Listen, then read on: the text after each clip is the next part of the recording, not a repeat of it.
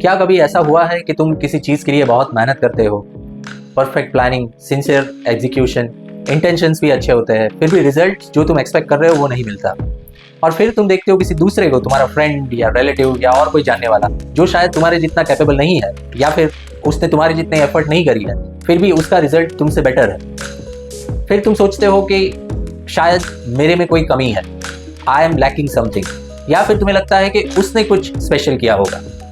Late me tell you one thing, यहाँ पे एक बहुत इंपॉर्टेंट चीज़ है जिसको तुम कंसिडर नहीं कर रहे हो, and that is randomness. Randomness मतलब किसी भी चीज़ का अनियमित होना, and that is the core concept of book fooled by randomness by Nassim Taleb. Nassim Taleb एक वॉल स्ट्रीट ट्रेडर थे।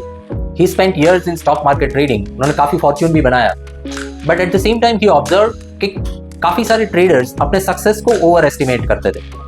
लोग जिनको बहुत सक्सेसफुल एंड जीनियस ट्रेडर्स समझते थे वो शायद सिर्फ लकी थे। 2001 में तालेब ने ये बुक लिखी।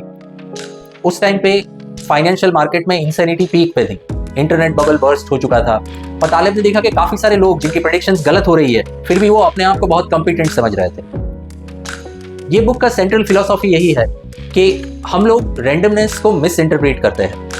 Instead of understanding the process we जज द आउटकम, और हम लोग सिर्फ विनर्स को याद रखते हैं और लूजर्स को हम लोग भूल जाते हैं।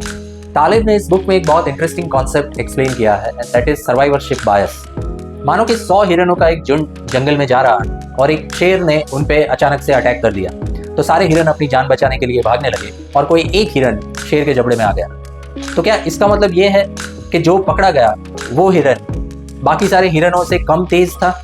हो सकता है कि जो पकड़ा गया वो हिरन पूरे झुंड में सबसे ज्यादा फास्ट दौड़ने वाला हो सकता है कि शेर वो पर्टिकुलर हिरन के सबसे पास में था, या फिर हो सकता है कि जब वो हिरन दौड़ने लगा तो उसका पैर पत्थर से जा गिरा हो, या फिर पैर फिसल गया और वो शेर ने जाके उसको पकड़ लिया। तो ये सारी चांस की बात है। जो बच गया उसको हम ज्यादा स्किलफुल समझते हैं, और जो नहीं बच पाया उसको हम समझते हैं कि वो उतना स्किलफुल नहीं था।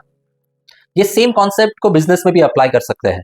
Every year, thousands of new entrepreneurs come to the market with their unique services and products. काफी सारे नए businesses मार्केट में आते हैं, but out of those, only 1% of the businesses actually survive. तो क्या इसका मतलब ये है कि जो फेल हो गए वो सारे entrepreneurs skillful नहीं थे? जो 1% सक्सेसफुल businesses है सिर्फ उनके entrepreneurs skillful है या सिर्फ उनको समझ में आता है? ऐसा नहीं है, and that is what the survivorship bias is all about. We always remember somebody who has succeeded in achieving something. जिस बंदे को सक्सेस नहीं मिला उसने कितनी भी एफर्ट्स करी हो हम उसको याद नहीं रखते हैं। दूसरा इंपॉर्टेंट कॉन्सेप्ट जो तालेब एक्सप्लेन करते हैं दैट इज नैरेटिव फैलेसी। हमारे ब्रेन को रैंडमनेस पसंद नहीं है, इसीलिए हर एक इवेंट के बाद हमें एक नीट एंड क्लीन स्टोरी चाहिए होता है। हमें एक नैरेटिव चाहिए होता है कि ऐसा क्यों हुआ। जैसे स्टॉक मार्केट गिर गया तो एक्सपर्ट्स का पैनल बैठ जाता है, they start analysing the situation कि रिजर्व बैंक ने रेपो रेट इंक्रीज किया, उसके कारण इन्फ्लेशन बढ़ा and because of that the stock market crash हुआ। पर ये भी तो हो सकता है ना कि बहुत सारे रैंडम फोर्सेस एक साथ इंटरेक्ट कर गए हो। पर ये नैरेटिव और एक्सप्लेनेशन के थ्रू हम लोग एक कंट्रोल का इल्यूजन क्रिएट करते हैं। हमें लगता है कि सिचुएशन हमारे कंट्रोल में है, and that is what is called as narrative fallacy.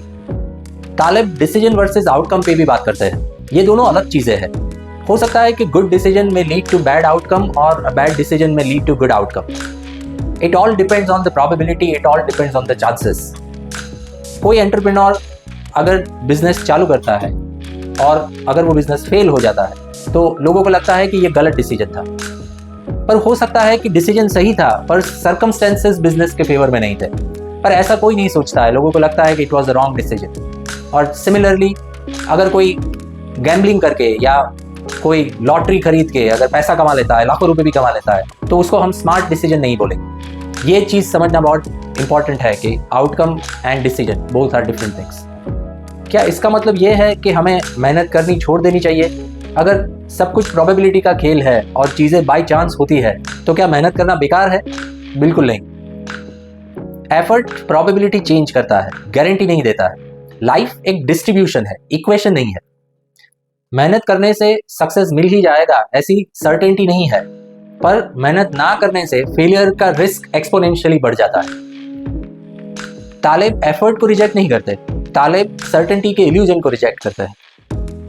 Actually ये आइडिया इंडियन फिलोसॉफी में पहले से ही एग्जिस्ट करता है। भगवत गीता में कहा है कर्मण्येवाधिकारस्ते मा फलेषु कदाचन। तेरा अधिकार एक्शन लेने पे है, रिजल्ट पे तेरा कोई अधिकार नहीं है, तो तू सिर्फ कर्म किए जा। तो भगवत गीता में स्पिरिचुअलिटी के लैंग्वेज से जो चीज समझाई है, the same thing has been explained by Nassim Taleb in this book in terms of philosophy. So I hope you would have liked this video and you would have learned something new. Do subscribe to my channel if you want to watch more videos like this. Thank you.